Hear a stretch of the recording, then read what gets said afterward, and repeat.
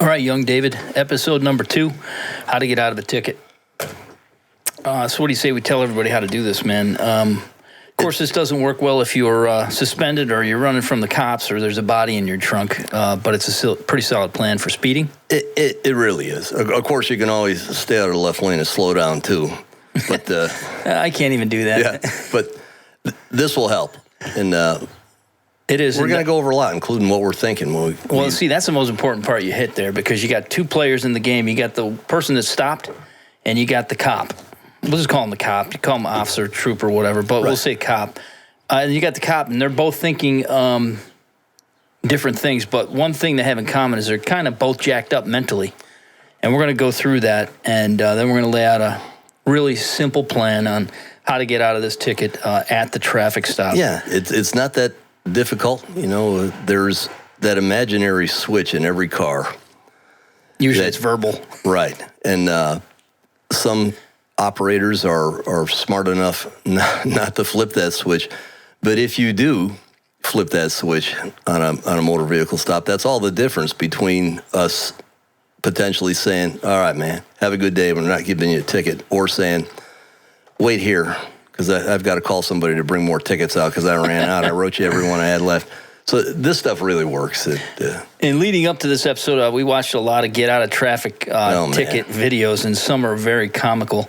One in particular, well, actually, all they have in common, they all have this in common. They all talk about getting out of the ticket after you get the ticket. That's right. We're talking about before this thing has been issued. Yeah, I watch these videos, and it's comical, because why would you have to fight the ticket, go through all that process, have to show up at court, spend money to get out of this ticket? Yeah, they're proud of themselves for knowing all the legal tricks to try to get out of this thing. But it's much easier to prevent it from happening in the first place. Well, you're going to go over that stuff. On that note, this one video, this guy from California posted a video explaining how he got out of a ticket by using the 8 consecutive tickets that he got out of as examples. The name of the video, ironically, is "This Method Beat 8 Speeding Tickets in a Row." Right. What this episode should have been called is "This Method Will Definitely Get You 8 Tickets, and you will spend a shitload of time and effort trying to get out of those tickets afterward."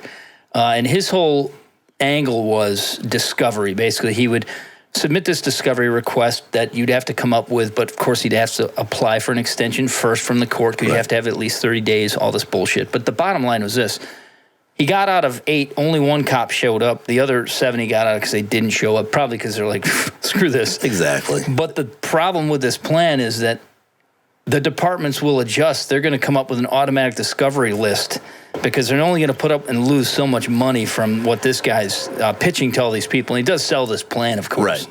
Right. It's going to burn out when they figure out, well, we'll just automatically, as fast as we issue the ticket, we'll issue discovery, and it'll automatically be out there. So you're not going to have anything. And for those viewers that don't know what discovery is, and most of you probably do, but that simply means that we have to turn over all evidence to the defense before we get into court, so that they know what we have for evidence, what's being utilized against their client. And so that's what we're talking about. So the 8 tickets he did get, I mean, can you imagine the time and effort he put into planning for, on the phone? I know he did spend some postage on it. Then he had to go to court. I mean, what a pain in the ass.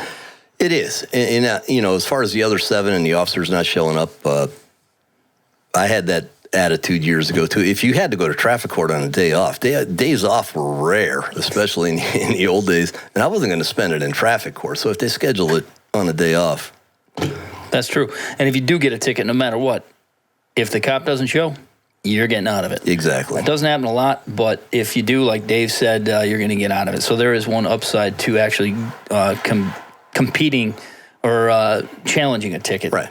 All right, Dave, let's put our former state trooper powers to work and show everyone how to get out of the ticket while they're still on their traffic stop and before they get issued the ticket in the first place. We're going to go step by step, but first, let's paint a picture for the audience, because it's crucial to understand the mindsets of both parties. That's right. You gotta. Unless you know the mindsets of both parties, this isn't going to make so much sense. I think once you hear that and you hear our steps, you're going to be like, okay, all right, that's what we're going to do. Right. Let's start with the speeder. You're speeding along. I've done it. You've done it, Dave. Yeah, everybody has. I still do it, actually. And you're late, or you were just in a fight with your significant other, or a million other reasons that you're not paying attention, you're speeding, right? basically you're jacked up inside. Right. Your stress level's up. You're anxious, and this traffic stop's going to make things worse. The siren and the lights. You're just going to it's the last thing you expect. You're trying to outrun a problem that you've had. We all do it emotionally. You don't pay attention. You're speeding, and then all of a sudden somebody lights you up. This is bullshit. Doesn't that cop have a real crime to solve? Yeah, exactly. We used to get that question all the time. Oh, God, and they pay my bills and all this shit. Anyway, so let's talk about the officer's mindset now. Okay, they're coming out to get you. The cop's thinking along these lines, though. I hope I don't get T-boned as I go from 0 to try to catch up to you, which could be 100 miles an hour. I hope this doesn't turn into pursuit. I hope I can find a safe place to pull this car over. I hope we don't get in a fight. I hope they don't pull a gun on me. All these things. Yeah, traffic stops are very stressful until you get up and discover what the attitude of the individual or individuals in the car is going to be. And you have to keep in mind that all these things that he's talking about, are we going to get into a physical confrontation, a fist fight? Is he going to pull a gun on us? This stuff happens. Letter of force. These incidents happen when we pull over cars all the time. And, especially if you're a state trooper in a rural area, there's no backup. Some places your radio didn't work in the old days. Nobody knew where you were. You're on your own. And these things do happen. You do get attacked by individuals that are simply committing a very basic motor vehicle infraction. So that's why our mindset is like that. So you're driving down the road, right? And this is really important for you as a driver, as the offender, basically. You see what's going on around you. You're coming up over the hill, and oh shit, there's a trooper right in the U-turn, right? And they got you dead to rights. And what do? It's instinct. You hit the brakes. You try to move over to the right. It's not me, right? You don't even look at him. Your head is straight, locked forward as though you're really dead, and you blast past them. So what you're doing is you're looking in the rear mirror. You're hoping. You're praying. They're not coming out after me. Right. That's what you're hoping for. But what we want you to do is we want you to follow these steps quickly and safely, right? And we'll understand why we're choosing these steps in this very specific order. Step 1, when you know they're coming out after you, right? And right? Either they're ripping through the U-turn because they were coming the other way, or they're in a U-turn stopped, and they're coming out to get you. As soon as you go by, you know that it's for you. Exactly. Right? Step 1. This is really simple stuff. You're going to put your right directional on if you're in the left lane. You're going to pull off to the right side of the road and off the right into the right breakdown area. Exactly. You're going to put your hazards on immediately, right? Exactly. Now you're thinking, but they're not even behind me yet. How do I know they're coming after me? Just relax and follow step 1. Put your right directional on, do what I said, get off the road. And when you get off the road, you want to get off as far right as possible. Why is that, Dave? Well, it's for your safety and officer safety. As we all know, and people have seen it on the police shows they used to be on. Officers are pulling somebody over. Other operators that are coming down the road are curious. They're not paying attention. They're rubbernecking. They're looking at the motor vehicle stop instead of what's going on. And they wind up hitting the cruiser, or they wind up bouncing off of the vehicle that he stopped. It's a very dangerous situation, especially interstate stops. They can be just crazy. Right, and what you don't know is that when the cop does come out and he lights you up, he's going to do so in a spot that is safe for you both. Exactly. Right, so what you're basically doing, so far you've done this. You've pulled over to the right. You've let this cop know that it's you. Yeah. And you're moving over. You chose the spot. Listen, you're setting the table here, not them. You're pulling over to the safest spot that you know you possibly can. And when we say get over so far to the right, this cop's work area is going to be right next to your driver's seat, okay, right next to your driver's door. Right. So pretend you're standing there and you got cars zipping by at 65 miles an hour for the ones that do pull over. It's dangerous. It is dangerous. And what you just said about you are setting the tone. And when I used to teach use of force incidents or use of force training, when utilizing lethal force or in situations where you have to draw your weapon, I used to tell people that the suspect themselves determines the amount of force that you're going to utilize. They can comply and you utilize none, or they can try to kill you, at which time you have to defend yourself. Now, this is a much less serious situation, but you still set the tone based on your behavior. You set the tone. We don't know what you're going to be like when we walk up to that car, but you're going to set the tone immediately by your own actions and the details which you're going to continue with right now. But it's very important. All right, so you've done this step one, okay? And what the police officer's thinking is this. First of all, remember, their stress level is jacked up. They're pulling out into a highway where cars are doing 65 miles an hour if you're on the interstate. Yeah. It's dangerous shit. So what we're trying to do is keep their stress level as low as possible for when we actually get to the dinner table and they start their first engagement verbally, right? So we're just trying to keep things really simple, right? You're thinking, well, how do I know that they're even coming after me? No problem, because it's step one. If they zip by you, what'd you lose? Nothing. You were going to pull over anyway to the right lane if they were blasting to get somebody else. They might also at this point think that you are you're a cop. Right. They might even ask you that when you get up to the... Right, or they might say, shit, I'm too busy. I don't want to... Because usually when you talk to another cop on the roadside, you're going to spend a half hour. Exactly. And you don't have time for that shit. Right. So they'll just zip by you. So far, we're there, okay? You're already pulled over as far to the right as you can safely, and you're stopped.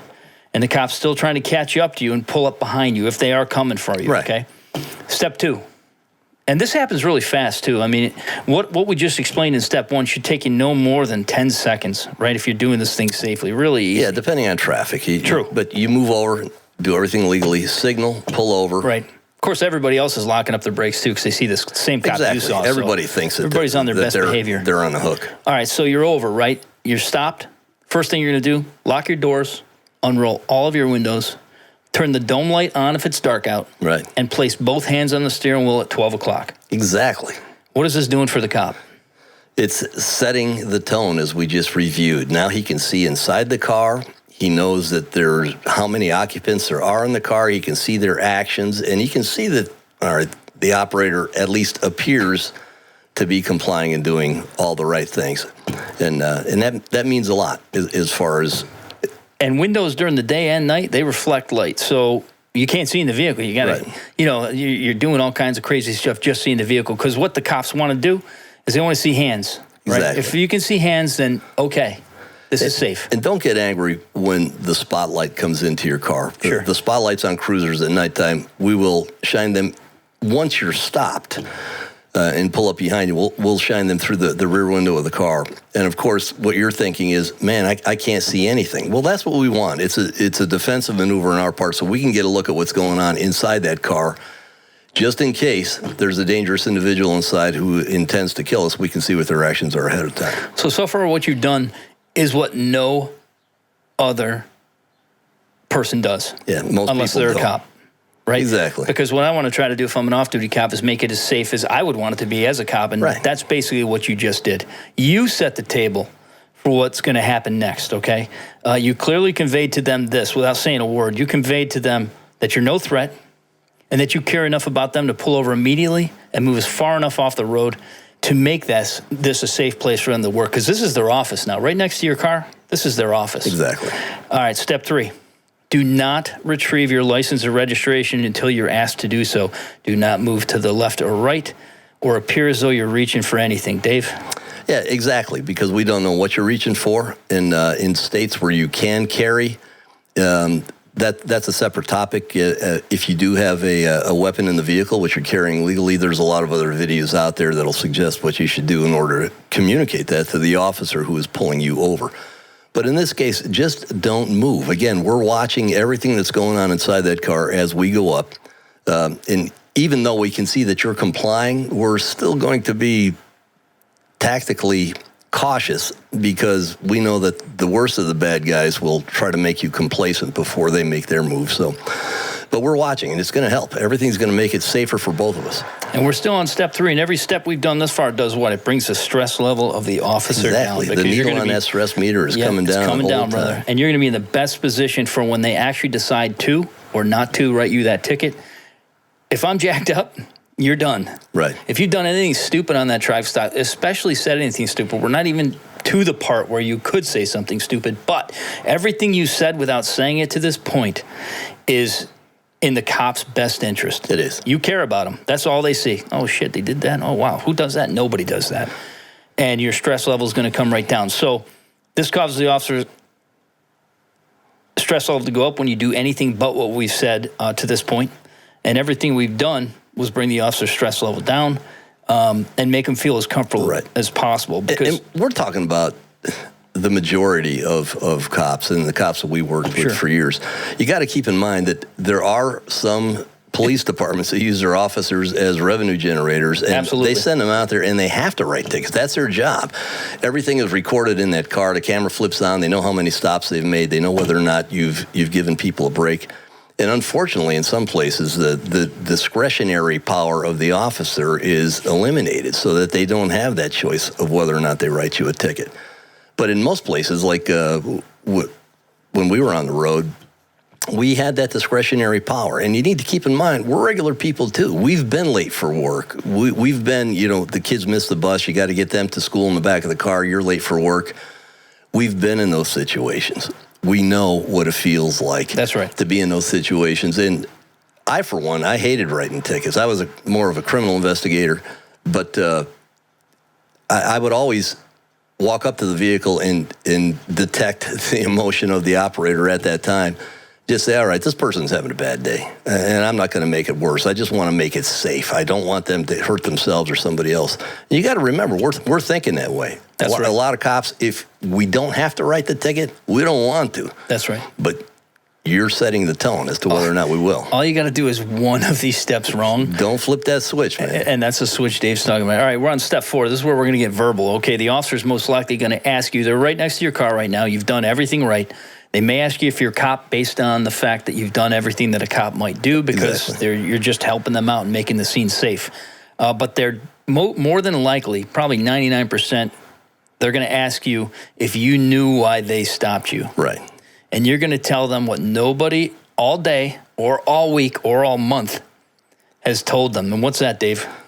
The truth. The truth is exactly it. And they never get it. And a lot of the other videos that are on will say, don't say a word. Don't admit to guilt. Shrug your shoulders like you have no idea on the planet. Man, we know. You're getting a ticket. We know. Yeah, exactly. Yeah, if that's the case. You're going to be a dick. If they sense for 1 second that you're not being completely honest with them, you're done. Right. Now, the chances are you might be done anyway, but you're done anyway. So why not take the chance of doing the right thing and telling them the truth? This is going to do nothing but help. Absolutely. It really will, most of the time. That's if you know what you did, tell them. I'm pretty sure I was speeding. That's an example. Or, I was doing 80 miles an hour. Or the more truthful you are about this, the more you're disarming them. Exactly. It's just, it's that simple. And if you don't know, here's one that I like to use. I don't know why you stopped me, but I'll take your word for it. Exactly. Who does that? Right. And then the officer's going to be like, well, I got you at like 82. And you'll be like, yep, that was me, and I'm so sorry. And I'm so sorry for making you stop me. This is important. Exactly. This is really important to say that. Because what you did is you put them in danger. But without going into all that, if you just say, listen, I'm so sorry for making you stop me. That's a great statement. After you admit that this is what happened, what have they got left? Exactly. Whether or not you tell them that you know why you got stopped, if you use that other statement that I know how dangerous this is. I'm very sorry that I made you stop me. It's worth $1 million. It really is. Yeah, you're basically humbling yourself in front of them. And I would never write anybody that did all these things for me. I'd probably just blow by them because I think they're a cop. And don't make any excuses unless you have a really good one, like your wife's having a baby and they're actually having a baby and you're on the way to the hospital, or you're about to shit your pants. I had that happen one time. And that was a good one, too. I'm like, hey, who says that? Exactly. Yeah, the person that needs to shit their pants, that's who. So it's all really common sense stuff. So you've already done a great deal for this officer before you said the first word to them, and they know it. In fact, you've done something that 99% of people don't do. You pulled right over before they even came out of the U-turn, which made things safer for them, which kept their stress level down. You pulled as far to the right as possible. You locked your doors. You unrolled the windows. You turned the dome light on and placed your hands at 12 o'clock on the steering wheel, which makes a really safe place to have a stop. Exactly. From the officer's perspective. And just one thing there, you've rolled the windows down and you're trying to make it safe. But pay attention, if the officer gets on the PA, if he decides that that's not a safe place to stop that you thought it was, he may tell you, please continue and stop when I tell you to. Just do that. Continue in the breakdown lane. He's trying to move you to a safer spot. That's right. The biggest one, you told the truth. And you apologize for making them stop you. Right. That's pretty much it. And they don't hear that all day. You really don't. When you get the truth from somebody, from a humble person, it's so refreshing. And keep in mind, we can see what's going on in the car. We can see if you're having a bad day. We can sense that. We're used to it. We're trained for it. We pay attention to those things. So, and like I had said before, I didn't like writing tickets. So if I didn't have to, if I knew that I was accomplishing my task and slowing you down and making you safe, I wouldn't write it. That's it. That's it, man. Those are the steps. A couple fun facts, though. Dave mentioned earlier that there's sometimes when you're just going to get written. And if I were everybody out there listening, I would not speed during the holidays. And here's why. There's this thing called the Governor's Highway Safety Program, which is a federally funded. It's federally funded, and what they do is they give police departments this extra money. And those officers you see out on the road, they're not there because they're on duty for just a regular day's work. Right. They're there for overtime. Exactly. And they have to report those stats back. So the chance of you getting a ticket, I mean, if you use our plan, they're going to be a lot less, but chances are you may get written anyway because they have to write. Yeah. And it's common sense. They're trying to cut the fatalities, and in order to do that, you got to cut the speeders, et cetera, et cetera. Again, here's another one, a new cop. Most dangerous cop on the planet. What's the difference between a new cop and you in the car? Nothing. Exactly. They don't know anything. Right.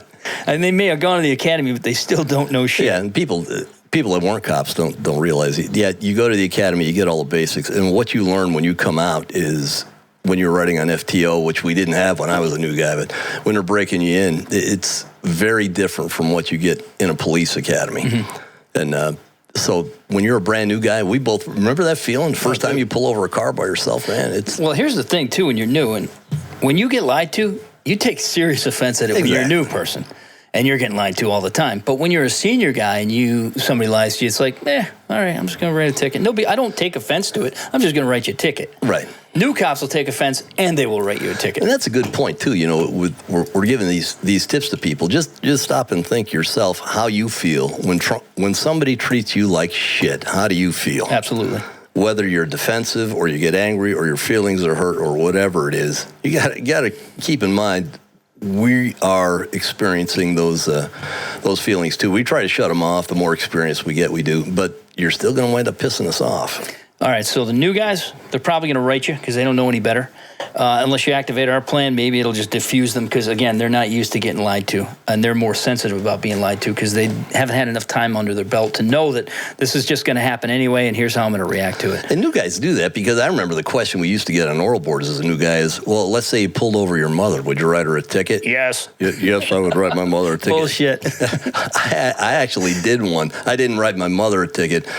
I was brand new. It was one of the first stops I ever did.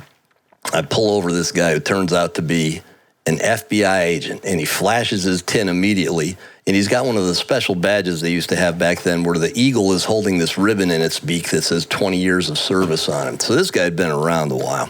And he's just in a hurry. I did. I was brand new. So I wrote him. I just said, just like they taught me in the academy, sir, I recognize that you're an FBI officer. However, I have to enforce the law.